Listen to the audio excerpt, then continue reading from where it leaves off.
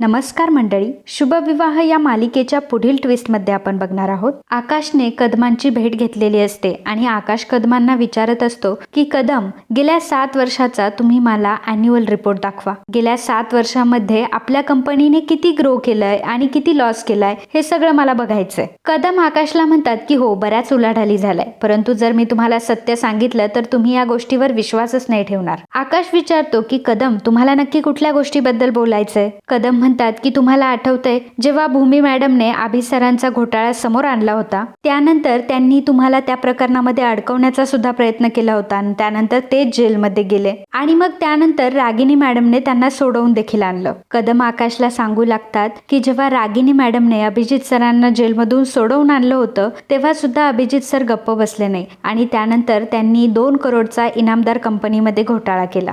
आकाशला म्हणत असतात की आकाश सर, तुम्हाला या सगळ्या गोष्टी मी सांगितलंय, प्लीज तुम्ही हे अभिजित सरांना सांगू नका आणि माझं नाव सुद्धा मध्ये घेऊ नका. तेव्हा आकाश त्यांना समजावून सांगत असतो की तुमचं नाव मध्ये अजिबात येणार नाही आणि तसंही अभिजित सर आता पुन्हा कंपनीमध्ये येणारच नाही, कारण त्यांना मी कंपनीमधून काढून टाकलंय. आकाश कदमांना म्हणतो की तुम्हाला अजून काही सांगायचंय का, अजून काही महत्वाचं आहे का की जे मला कळायला पाहिजे? त्यावर कदम म्हणतात की हो, अभिजित सरांसोबत रागिनी मॅडम सुद्धा त्यांना मिळालेल्या आहेत. हे ऐकून आकाशला मोठा धक्का बसतो. आकाश कदमला म्हणतात की हे काय बोलताय तुम्ही? कदम म्हणत असतात की खरं तर मला माहिती आहे की तुमचा माझ्यावर या गोष्टीवर अजिबात विश्वास नाही, परंतु माझ्यावर विश्वास ठेवा की मी तुम्हाला कधी ना कधी या गोष्टीचा पुरावा देखील देईल. परंतु आकाशच्या मनात एकच गोष्ट असते की कदम माझ्याशी खोटं कशाला बोलतील. तर इकडे भानुशाली वकील आकाशची भेट घेतात आणि आकाशला मृत्यूपत्राचं सत्य सांगतात. यामागे भानुशाली वकिलांचा एकच हेतू असतो की आकाशला हळूहळू का होईना रागिनीचा आणि अभिजितचा खरा चेहरा समोर यावा. आणि आणखी एक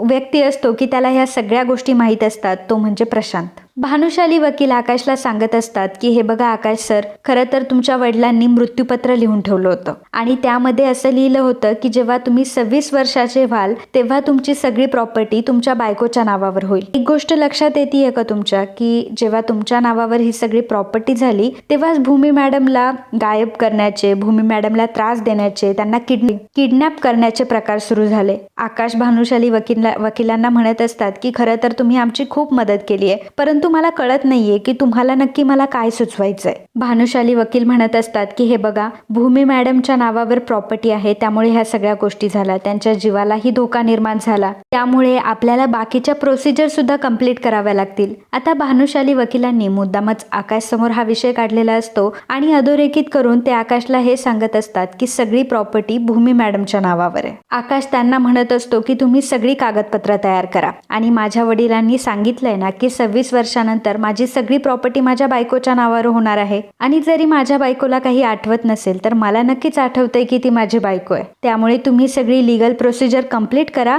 आणि ही सगळी महाजन इंडस्ट्री आणि सगळी महाजन प्रॉपर्टी ही फक्त भूमीच्याच नावावर राहील. त्यानंतर एक मोठा ट्विस्ट आलेला असतो, तो म्हणजे रागिनीला ही सगळी गोष्ट समजलेली असते आणि ही गोष्ट आकाशच रागिनीला सांगतो. आकाश रागिनीला सांगतो की आत्तू, मी एक खूप मोठा निर्णय घेतलाय आणि ही सगळी प्रॉपर्टी मला भूमीच्याच नावावर तशीच ठेवायची. रागिनीच्या मात्र पायाखालची जमीनच सरकलेली असते आणि आभी सुद्धा एवढं तोंड करून उभा असतो. रागिनीला असं वाटत असतं की आता मात्र सगळं संपलं. ज्या गोष्टीसाठी आपण एवढं काय काय केलं, त्या भूमीला मारण्याचा प्रयत्न केला, किती सारे कटकारस्थानं केले, परंतु शेवटी जे व्हायचंय तेच झालं. रागिनीकडे आता दुसरा कुठलाही पर्याय उरत नाही. परंतु आता रागिनी हा विचार करत असते की मी कसं भूमीला वर पाठवू आणि मी भूमीची सगळी प्रॉपर्टी आता कशी हडपू. रागिनीच्या मात्र तेव्हापासून डोक्यात विचार चालू असतो की आता मी भूमीला कसं मारू आणि भूमीकडून ही प्रॉपर्टी कशी हडपून घेऊ. आणि आकाशलाही तेच हवं असतं की जेव्हा तो रागिनीला या सगळ्या गोष्टी सांगेल, तो रागिनीला सांगेल की सगळी प्रॉपर्टी मला भूमीच्याच नावावर ठेवायची आहे आणि महाजन इंडस्ट्री सगळी मी भूमीच्या नावावर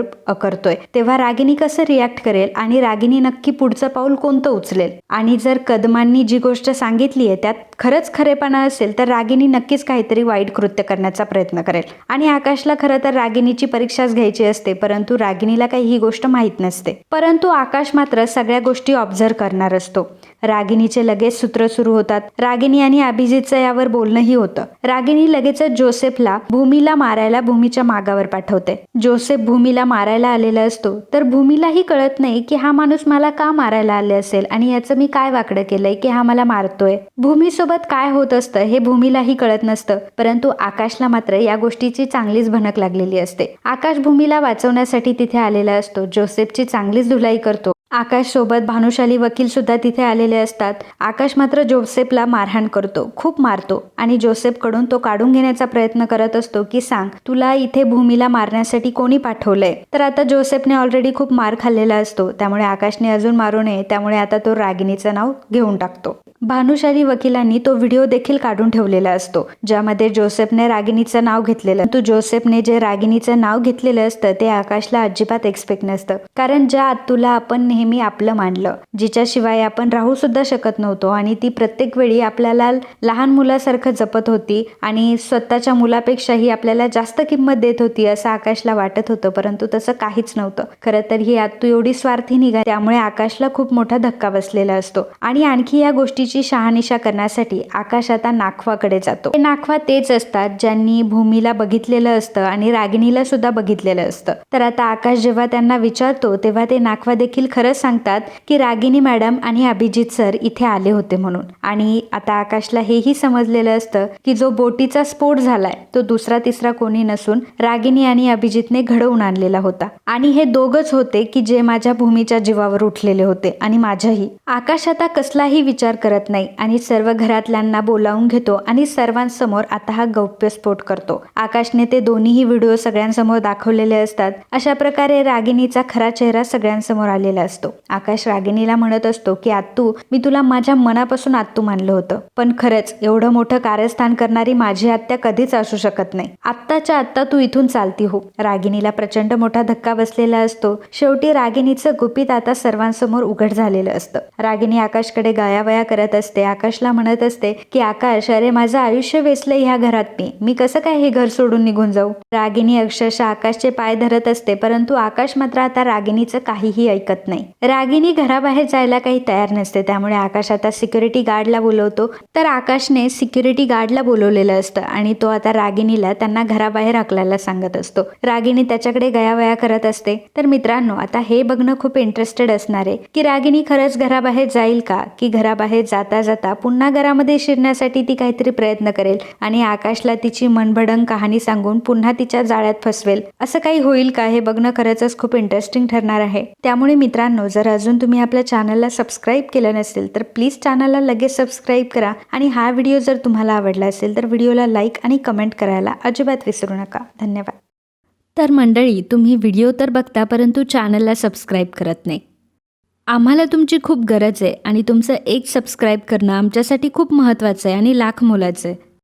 त्यामुळे सबस्क्राईब करायला अजिबात विसरू नका आणि लगेच आपल्या चॅनलला सबस्क्राईब करा. धन्यवाद.